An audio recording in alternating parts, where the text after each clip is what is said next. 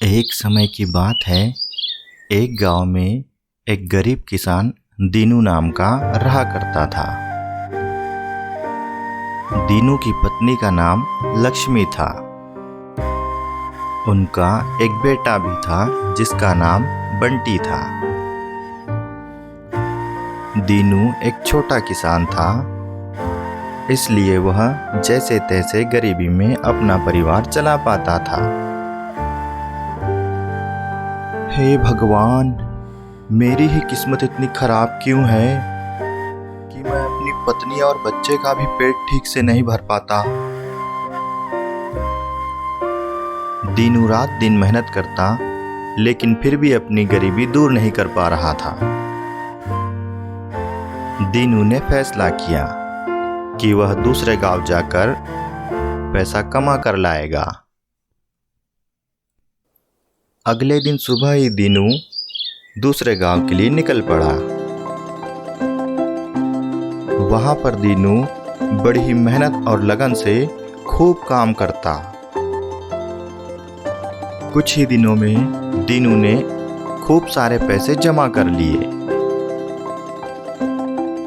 अब दीनू को अपने घर और परिवार की याद सताने लगी। दीनू ने सोचा, अब मैंने बहुत सारा धन कमा लिया है। अब मुझे अपने घर, अपनी पत्नी और बच्चे के पास वापस लौट जाना चाहिए। हाँ, ऐसा ही करता हूं। कल ही अपने गांव वापस लौट जाऊंगा। अगले दिन दीनू अपना सारा कमाया हुआ रुपया पैसा लेकर एक पोटली में बांधकर अपने गांव के लिए निकल पड़ा। दीनू जिस रास्ते से अपने गांव जा रहा था, वो रास्ता जंगल के बीच से होकर गुजरता था। बहुत देर तक पैदल चलने के बाद दीनू बहुत थक चुका था।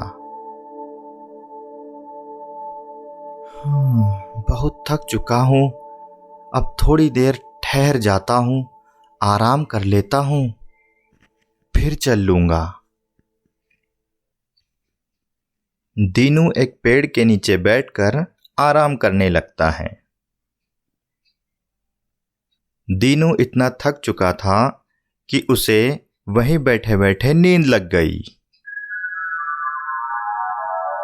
उसी समय दो चोर वहां पर आ पहुंचे। देख कल्लू, क्या घोड़े बेचकर सो रहा है? हाँ टिल्लू, ये तो बड़े आराम से सो रहा है। चल, इसका सारा माल उड़ा लेते हैं। कल्लू और टिल्लू नाम के दोनों चोर दीनू का सारा रुपया पैसा चुरा लेते हैं। थोड़ी देर बाद जब दीनू की नींद खुलती है तो वो देखता है कि उसकी पोटली गायब हो चुकी है। अरे, मेरी पोटली कहाँ गई? यहीं तो रखी थी। अरे, कहाँ है मेरी पोटली? उसमें मेरा बहुत सारा पैसा था। मैं तो लुट गया, बर्बाद हो गया। हे भगवान, अब कहाँ से लाऊं मैं अपनी पोटली?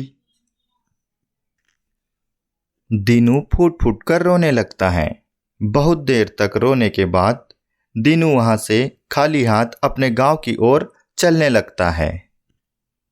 आगे बहुत दूर चलने पर दीनू को जंगल में एक बूढ़ा आदमी जोर जोर से कराहते हुए जमीन पर पड़ा दिखाई देता है। दीनू उस बूढ़े आदमी के पास में जाता है। पानी, पानी, पानी। दीनू नदी पर जाकर बूढ़े आदमी के लिए पानी लेकर आता है और उसे पिलाता है।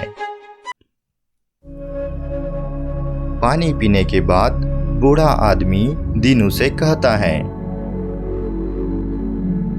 मैं पास के गांव का बहुत बड़ा व्यापारी हूँ।